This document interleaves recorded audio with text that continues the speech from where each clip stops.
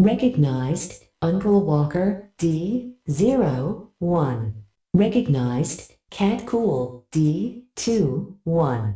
Initiate Part 2. But Jason Momoa as a representation of Arthur Curry is fantastic. I love the Polynesian kind of twist and take on that and that kind of thing. I think it's great, and I can't wait to see him. And I love, there was this great interview that I saw, like somebody had asked him, like, are you a good swimmer, or did you take classes to become a swimmer? And like Jason Momoa just looks up at the guy with like a raised eyebrow, and he's like, dude, I'm from Hawaii. Yeah. Like, what? It was so funny, like the condescending look, like, do you research, dude?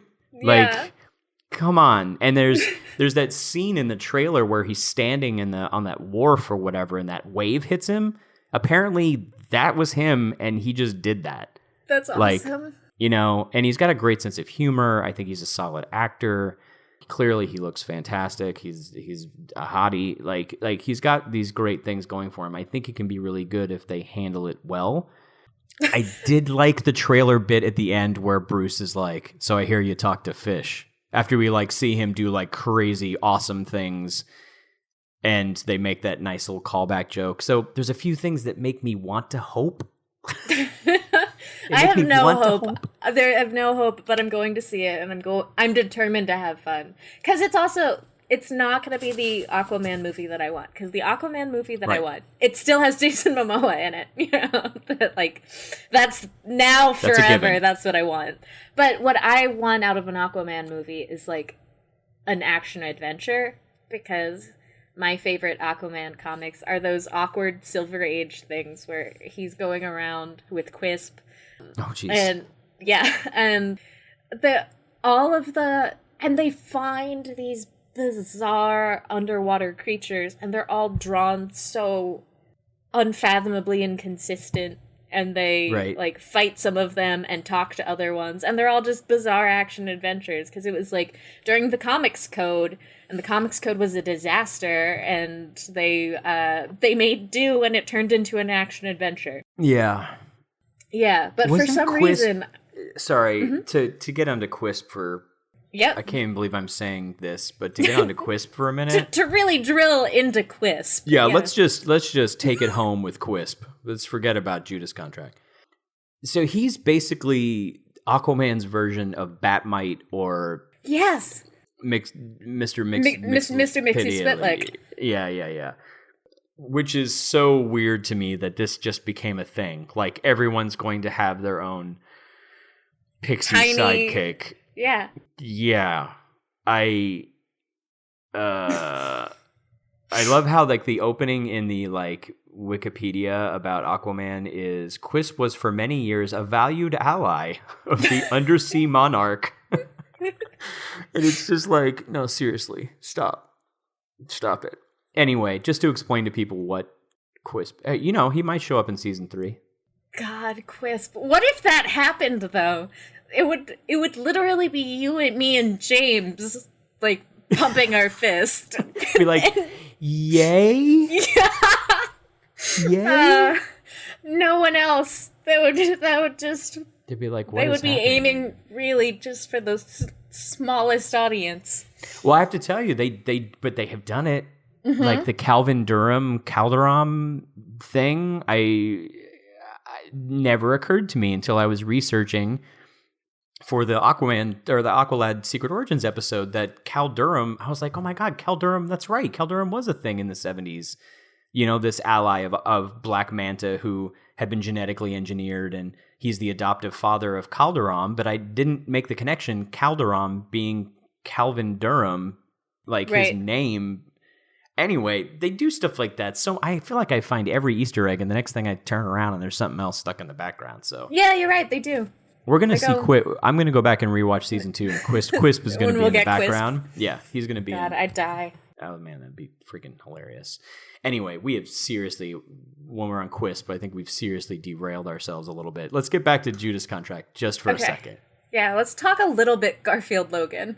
No, let's talk about Gar.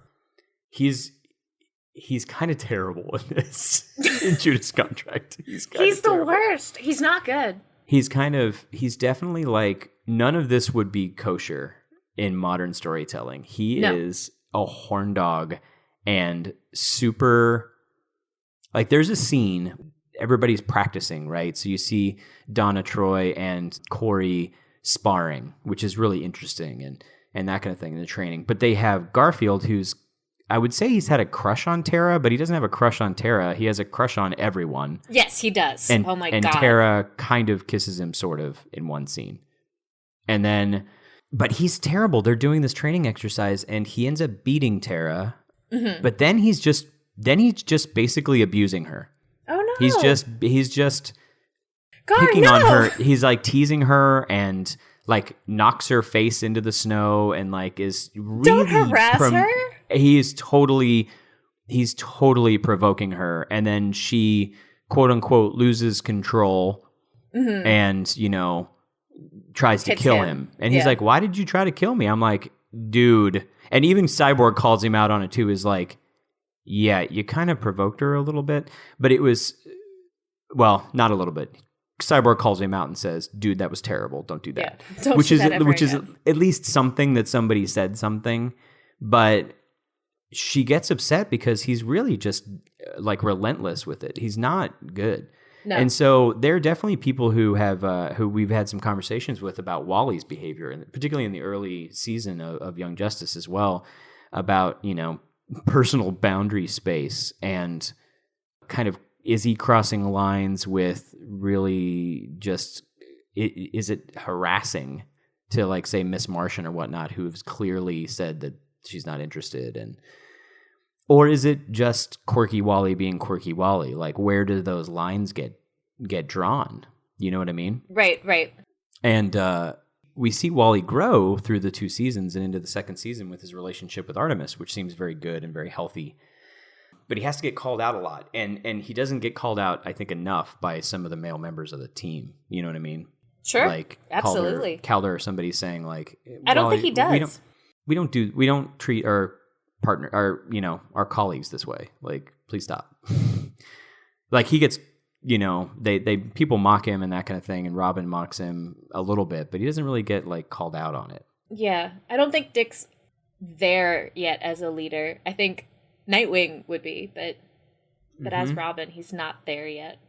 Yeah, I don't disagree. And Garfield's a lot like this. Yes. Garfield in this book is like this. Yeah, I want to be on the record that Little Cat didn't love Garfield Logan like the moon and stars. No, this is a thing that grew because he grew. That's a thing that, yeah, absolutely, that hugely. That's a thing that one of the New 52 broke my heart because we'd gotten, especially with the Titans, not with every character in comics, because we'd gotten a lot of mini reboots for a lot of the more main characters. But with the Titans, we'd gotten, 30 years of kind of consistent character growth with these people. Yeah. Yep. We got to grow with them and see them change and see them turn into pretty interesting people. So like, as someone who might as well just be Raven, my crushes, my crushes on people were Dick Grayson, then Wally West, then Garfield Logan. Interesting. Yeah. Why Wally? Because Wally in the comics is not like the Wally on the show. He's not. I've never seen him be like that. Like no, he's not like Wally on the show at all. He's way more like Dick Grayson. Yeah, absolutely. And it's interesting to me in reading Judas Contract again. I guess we should talk about a little bit about what it is. I'm a terrible host. So Judas Contract is we talked about it a little bit. It's a 4-issue crossover series between various Titans titles that happened in the 80s. That the storyline was the Titans had picked up a new member. Her name was Tara. She was a relative of Geoforce, who was a vague character from Eastern Europe, and she had control over Earth. She was a I don't know what you call it, a terrakinetic, I guess. Yeah. She can move Earth and volcanic eruptions. It's pretty powerful, really. She can she can cause landslides, Right. Yeah. A little bit like the character of Red Volcano in the first season of Young Justice, kind of that kind of thing. But during Judas' contract, I don't know how long she had been on the team, but in Judas' contract, we find out that she has become a member, but she's actually documenting all of the Titans' secret identities and where they live and all this kind of stuff, and giving that information to Slade Wilson, who is Deathstroke. And Kat's right. There are clear like nods to the fact that Deathstroke, who is in his mid to late 40s, maybe, is having a romantic relationship with Tara. There's a couple of times where you're like, is it just something that she's saying she wants or referring to him with these statements? But then there's a couple of times where you're like, oh no, they're clearly have a thing going on. And she can't be, you're right, 15, 16. I mean, she's Teen Titan, right? So that was a little odd. That kind of sucks, yeah. It kind of is weird, a little weird. And then they have these very odd usage of how to show she's a villain. Like she has buck teeth, which I don't think they really deal with in like the Titans animated series or other things. Like that's true. Yeah, she does. Huh. And she has buck teeth, and she gets mocked for that by other characters in the team. Like Cyborg mocks her for that and that kind of thing. And then the first time they find out that she's the actual traitor, she shows up and she's got a cigarette dangling out of her mouth. Oh my God. We haven't seen her smoke through the whole thing, and she's got a cigarette hanging out of her mouth. No. Which is really pretty odd. Anyway, there are many, many things that happen in this miniseries that was kind of a springboard for the Titans, and I think a lot of it just had to do with those interpersonal relationships and their, like you're saying, this alter ego, dynamics that were so interesting for the day that in retrospect, it's like we have a different emotional memory of what we thought we were reading and took away, which I always find really interesting to me. Like the original, like say Iron Man comics that they based the Iron Man movie off of or whatever. Sure, they're terrible. The genie in a bottle stuff. Yeah, they're terrible. But that was a really important arc for Tony. Yeah. And similarly, that's like, it wasn't just these 4 issues. I think it was like the majority of the Perez and Wolfman run. Like it had to have been, but just logically, because it was everything important about Tara, at least, and a lot about these characters, Yeah. But like, either which way, this small chunk was the important stuff about, it was like a node in a turning point in their lives. Yeah. And we find out, because just before that, Ravager, who was Deathstroke's eldest son, had died in a conflict with the Titans. And Ravager had a contract with Hive to take down the Titans, capture them, either dead or alive, and died in the process. And I can't remember how he died, but I think he may have not died at the hands of the Titans, but he died as a side effect of the powers that Hive gave him, something like that. Sure. And so his dad picked up that contract. It also introduces Jericho, who's Deathstroke's youngest son. Yeah, youngest son, and then he also has Rose doesn't show up for a long time. Yeah, Rose is his other child, who's a daughter who doesn't show up until much later. She's not in Judas' contract. No, she's not in Judas' contract. Yeah, but she becomes the new Ravager, I think, as well. And so a lot of it is about Deathstroke. It's about it as 80s and 90s, as we say, that Deathstroke is. It's so much about him and making him actually, I wouldn't necessarily call him a sympathetic villain, but he's a villain who loves his kids. Yeah. Which is really unusual. Like, it made Deathstroke something a lot more than he was in the 80s. And when we were talking earlier about laying groundwork, right? Different animated series taking these little steps forward. I think Titans was a big step forward in telling these behind-the-scenes stories that we didn't have in comics up to that point. And maybe that's why we walk away with such an emotional memory. Yeah, I remember Jericho helping and taking his father down, being like, whoa, what a good story. Yeah, and Jericho's powers are that he basically ghosts out and possesses people. Mm-hmm. But he's also a pacifist. Mm-hmm. And so he doesn't want to kill anyone or that kind of thing.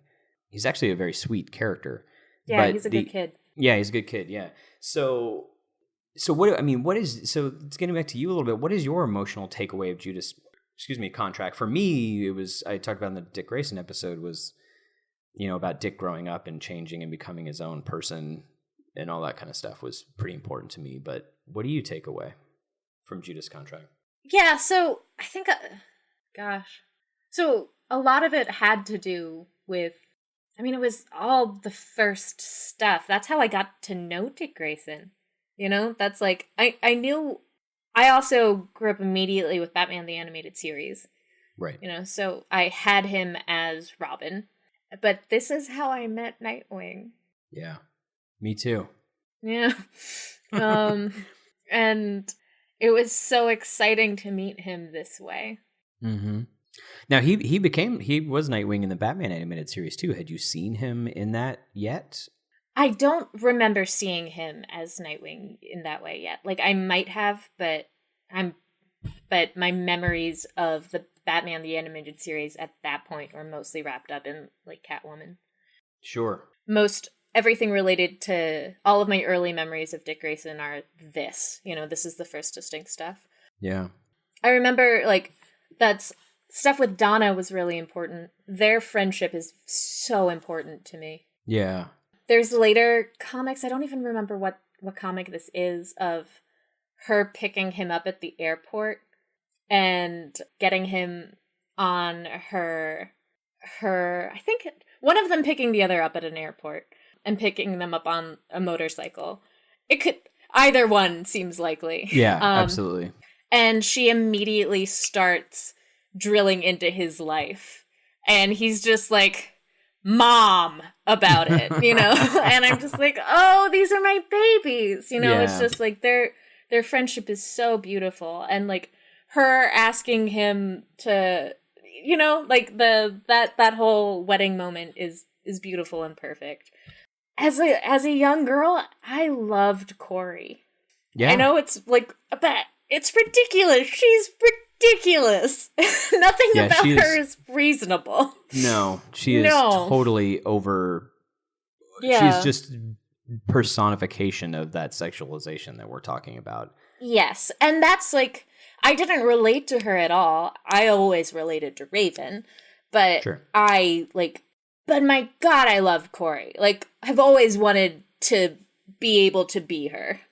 Corey is a really good character. Yeah. Who I always felt like, look, I was reading these when I was 14, so yeah, I liked Corey.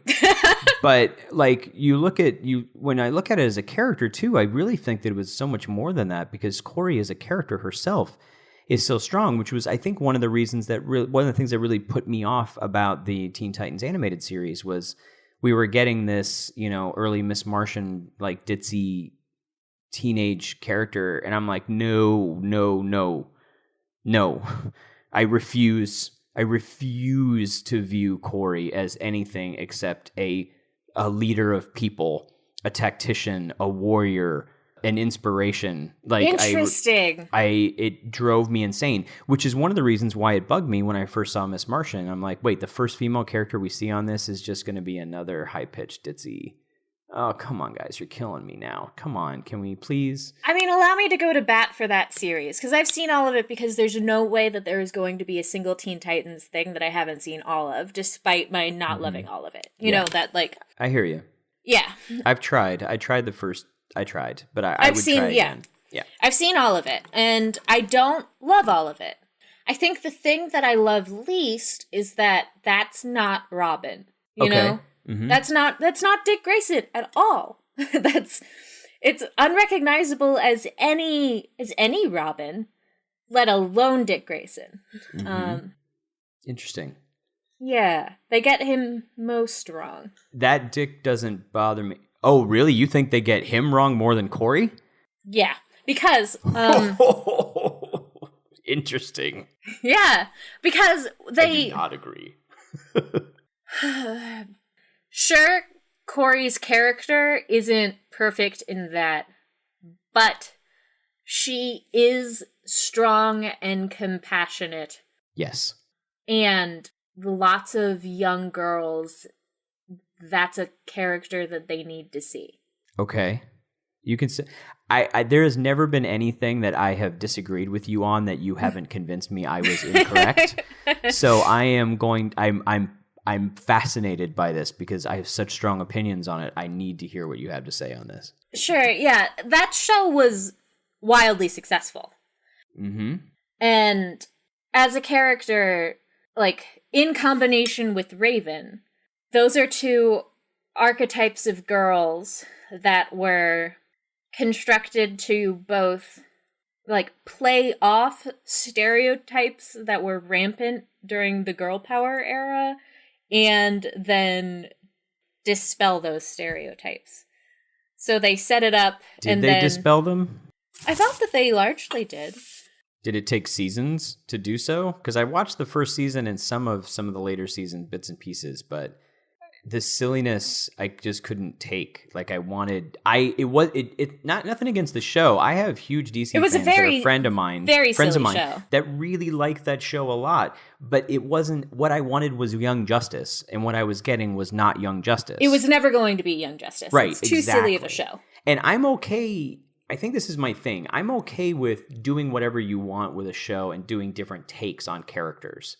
What I would like to see is that you do it right first and then play with it. The fact that, and maybe that sounded a little condescending, but like I would have liked to have seen a show like Young Justice, which takes the heart of what the Teen Titans were to me anyway, which was about more than just fighting bad guys and got reeled down into the characters and the personalities in this family and get that on the screen somewhere and then play with some different ideas and stereotypes. For a lot of people, their first introduction to the Titans is Teen Titans or Teen Titans Go. And that makes me sad that there's so much more to these characters that wasn't being presented on the screen, or that there were little glimpses of, little bits and pieces of, but not. I feel like any gateway is a gateway. I can't argue with that. I can't. I want to, but I can't. And to me, it's just that, like, Starfire, the thing that pretty immediately, so not like, maybe not very fast into the first season, but her personal silliness, because the show's silly, but her silliness, people like, especially Raven doesn't like her because she is a silly, thoughtless girl. She's too girly and she's too much, and she, like, infringes on Raven's personal boundaries, and Raven doesn't like any of this stuff. And it's very classic introvert extrovert. Yeah, and Raven's a condescending jerk to her. And we see fast that all of this silliness and, like, what's perceived as silliness in Starfire is a lot of, like, cultural misunderstanding. Yeah. And that it's also just, like, her desire to put levity in things is because things aren't always, like, aren't light for her. And when Raven gets there, their friendship, the way that they have a body swap episode where this becomes, like, they have to deal with each other's. Of course they do. And they have to deal with each other's powers. So they get it there, and then there are other things where they get this. And then their friendship cemented. Right. And their, like, strong female friendship is formed and lasts and is tested throughout the course of the rest of the series. So that, to me, was really important, partially because it isn't very strong throughout all of Titans between those two characters in the comics. And for, like, a whole generation of people who aren't that into DC as a whole, like, that's okay to me to be their Titans reality. Like, that's not a terrible way to know Starfire and Raven. Those are okay characters. I think what I would have liked to have seen, and I'm just realizing this now, is you have Cyborg and you have Beast Boy. I have a hard time calling him Beast Boy. I just want to call him Changeling. Like, he's been Beast Boy for a long time, and I just keep wanting to call him Changeling, and I have to code switch every time I talk about him. That's interesting. I mean, I think of him as Changeling kind of now again, because he got older and he turned back into Changeling. You know? Yeah. So we have Cyborg and sorry, I did it again. Beast Boy. BB. BB. Like, in their dynamic, they're like brotherly dynamic or whatever. And Robin's kind of in the middle of that, like the stability force in Titans. But you don't get, say, a Donna Troy to balance out Starfire and Raven. So you could see, oh, look, yes, okay, I get Starfire has cultural issues and that's okay. And Raven is an introvert who is not good at day-to-day interactions with people. But you don't get a representation of a strong female young hero who is relatively like stable and can be a force that gives them an example of what those things are. That show didn't need that. It wasn't that. You're right. It wasn't that. And they didn't do it. But now we've had 2 shows, and I'll call Young Justice out on this as well, without Donna. And I think Donna Troy as a strong... Donna Troy as a strong, stable, experienced, well-established female superhero. When they jumped up to Cassie really without Donna, I was so sad.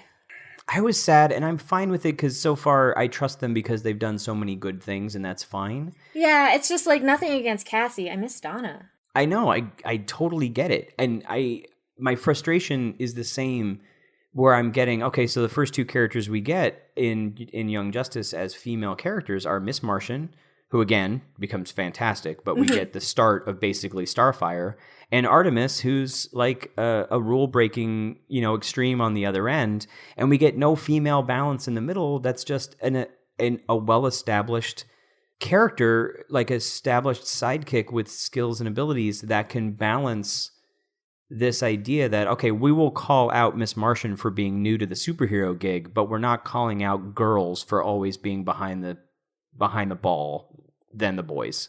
Yeah. If Donna had been looking at Miss Martian and saying, look, I get it, you're new, and we're just going to go take care of business because Dick and Wally and I have been doing this a long time, that would have been a different dynamic.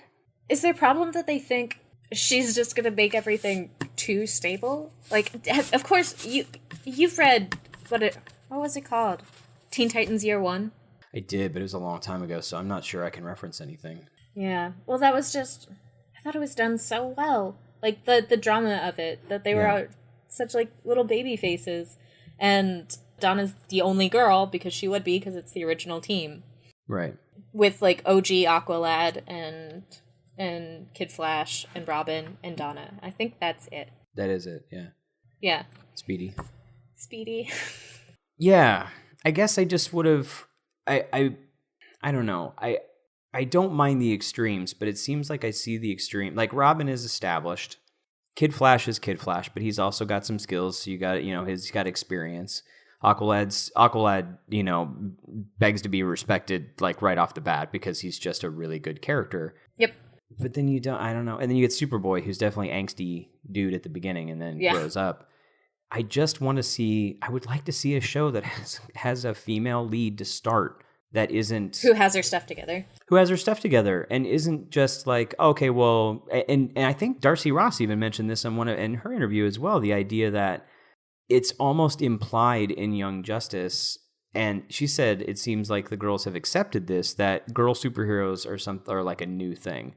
Right. Or like relatively new. I mean, you have Canary, you have Hawkwoman. Definitely felt like that in Young Justice, which is ridiculous because it clearly wasn't the case. It wasn't the case because you had Firebrand. They were already talking about Firebrand from the Justice Society. And so like, yeah, it's something that's, it's kind of minor maybe, but it's not to me.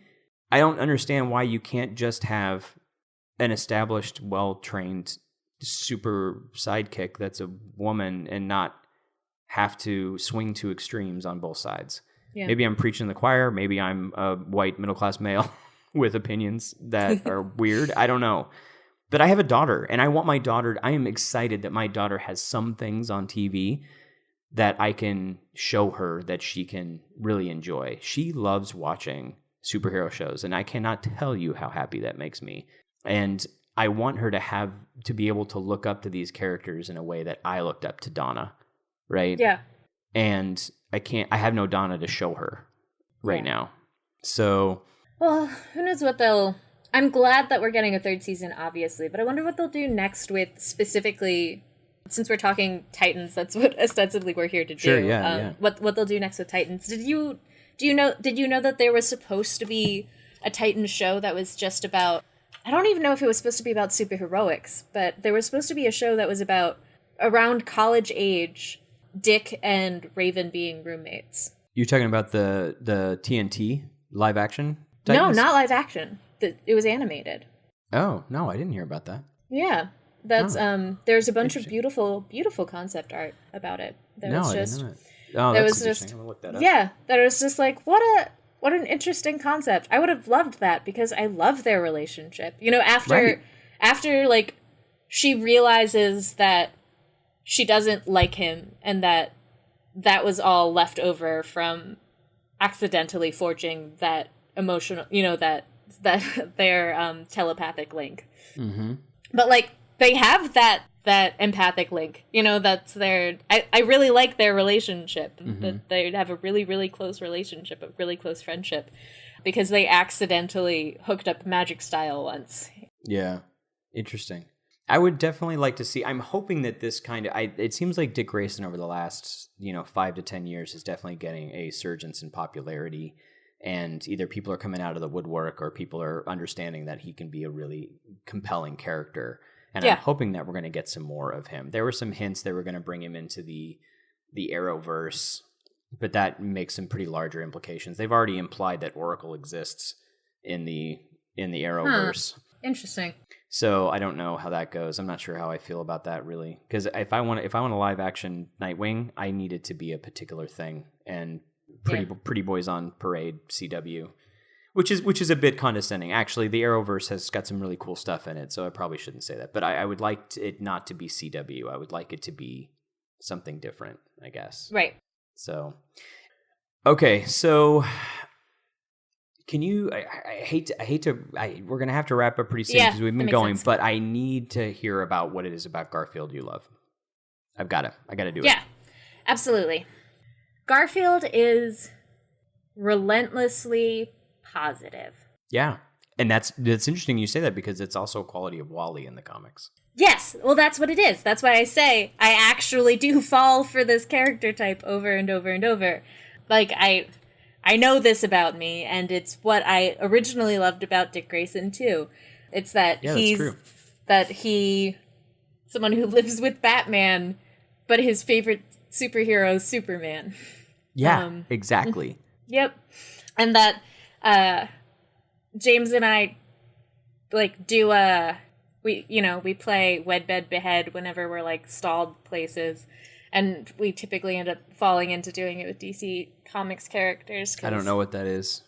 Oh, you're given 3 characters and the choice Wed Bed or Behead, so you have to kill one, marry one, and sleep with one. And it's and you try to do it with characters, so it's like, no! With just a difficult decision. But I'd like pretty much always marry Wally because he feels like a good choice to me, Comes from a stable house, a stable home, he's positive, absolutely. I was not a Wally West fan. I was definitely a Barry Allen guy with Flash growing up. Interesting. Until Mark Waid wrote, it was 0 Hour way back in the day, and he wrote this bit where Wally goes back in time and meets himself. He gets stuck in the Speed Force, goes back in time, stumbles out of the Speed Force during a family reunion at his own house. And so he's there, and people think that he's a relative because he looks a lot like the family. Right. But then he walks into the bedroom and sees himself, with all of his Flash fanboy posters all over the walls. Mm-hmm. And being upset and sad because his dad is telling him to let go of his dreams and do something responsible or whatever. And Wally sits down with himself and tells himself how amazing his life is going to be. Not in specifics, but saying like, dude, hang in there, man, because you have no idea. And it's just makes me tear up like reading it. I actually wrote a short story of my own about me going back and doing something similar. Oh, cool. And that idea is so great to me, that positivity of Wally. It instantly endeared me to that character. And from then on, Wally has been a favorite of mine. He got to the heart of who that is, Yes. And he's like that for other people. He's just so positive. And the Justice League Unlimited episode where with the Flash Museum. Oh yeah, the Flash Museum. Oh, with Orion and Batman. Yeah. That's a fantastic episode. Fantastic episode, and I think it's so. Where he sits down with Trickster at the bar. Yes, and he just like checks in with him because he knows that he's not at that point. He knows that the Trickster's not at that point in his life anymore. That he shouldn't be doing this, and he's like, "Hey, are you on your meds, buddy? What's up?" Oh, I was feeling better. So, so I stopped taking them, and he's like, "You know, that's not how the medicine works." Do you know you're wearing the costume again? I am? Yeah. Oh, it's just hard. Okay, turn yourself in. Go to the police and turn yourself in after you finish your drink. You got me again, Flash. You got me again, Flash. It's just like beautiful, and Batman's just like, what the hell? And what the hell? Orion is like, who is this non-warrior or whatever? And he knows everyone in town. He knows every single person in Central City. You know that, like, boy, Flash, you sure know your liniments. I love that episode. It's so darling. I love it. I love it. I love him. I love him so much. And Beast Boy turned into that. He did. You're right. He's not as good because you can't be as good with the power set. You know, it's not quite there. It's a much more difficult power set, and that's also why I like him. Yeah. It's a less kind power set. It's one that takes. What's the Kingdom Come shows a possible future, and one had him as changeling, and like he was stuck kind of more where his default form is now like a winged monkey. Mm-hmm. You know, that he doesn't really have the plasticity to be human anymore. Right. But that guy would still be Garfield Logan. Yeah. How do you feel? How you feel about how he was handled in Young Justice? I really, really love everything about how he's handled in Young Justice. Me oh too. My God. I was hoping you were going to say that because I'm like, what's she going to say? No, I love it so much. That origin merging with Miss Martian was genius. And I saw it coming and I was like, oh my God, he's going to, and she's going to have to save him. And, Yeah, and in Judas' contract, he makes this thing about like, hey, my powers were a side effect of the experiment that saved my life. Mm-hmm. That's a quote from Judas' contract, and I just love how, again, that's the heart of his origin that they put on the screen and tied it in. Did you notice that at the end of that episode of Young Justice, he's got Monkey, his green monkey, is sitting on his shoulder, chewing on his shoulder, like biting him? Yeah, it's so good. All right. Okay, well, on that positive, uplifting note, I think we're going to wrap up a little bit. So is there anything else you'd like to add that we might have missed? I think we hit 1 million subjects. I don't know. We can have you back on. I mean, we can have me on for other things. I was just trying to, like, there are so many Gar comics moments, but nothing are good to end on, you know? No. But him and Young Justice, aside from, like, how good his PTSD moment was. Oh, yeah. I just rewatched that one the other day. Oh my God, it was so well done. It was so well executed. When he sees in his mind's eye the crash from his mother's car crash, and he subconsciously shape changes back into little boy Gar. Yeah.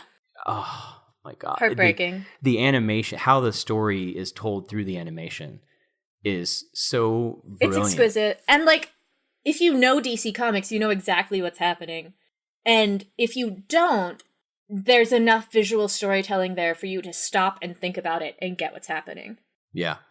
It's how they have such a huge ensemble cast and get you to care so quickly in such short snippets of time about these characters, and it is part of the genius of the show. It's hard enough to do that with one character, much less 20, in a show.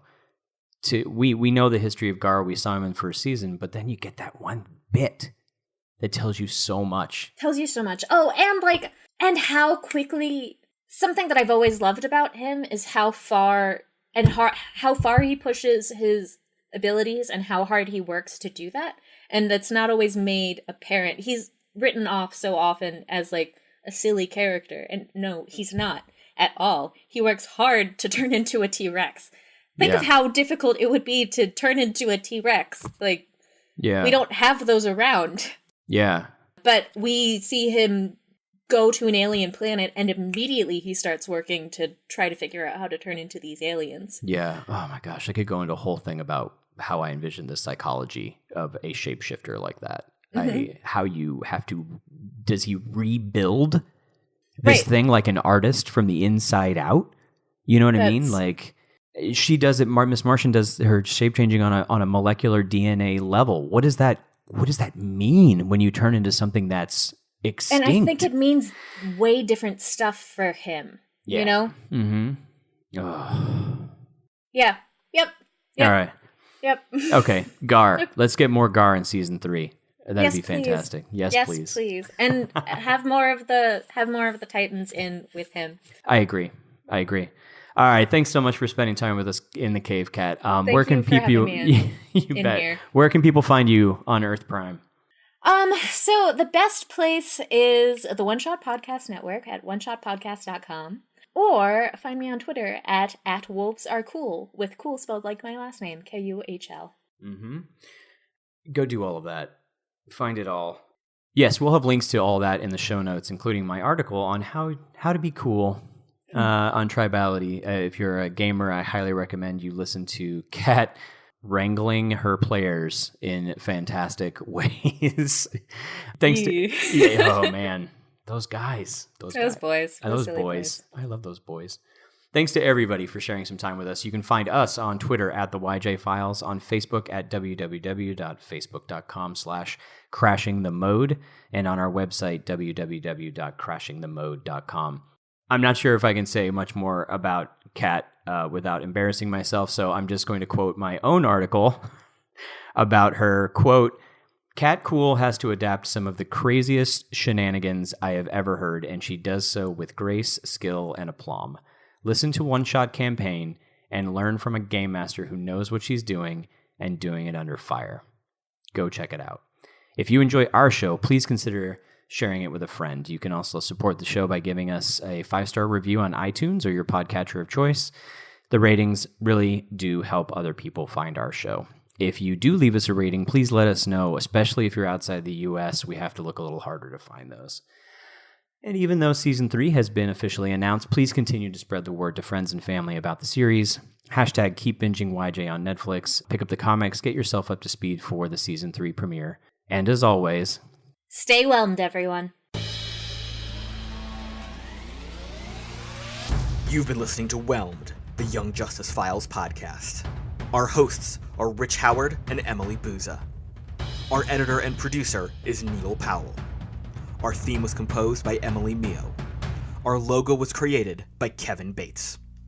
Whelmed is a fan-made podcast and is not officially affiliated with DC Comics, DC Entertainment, Warner Brothers Animation, and any other owners of Young Justice or its related source material.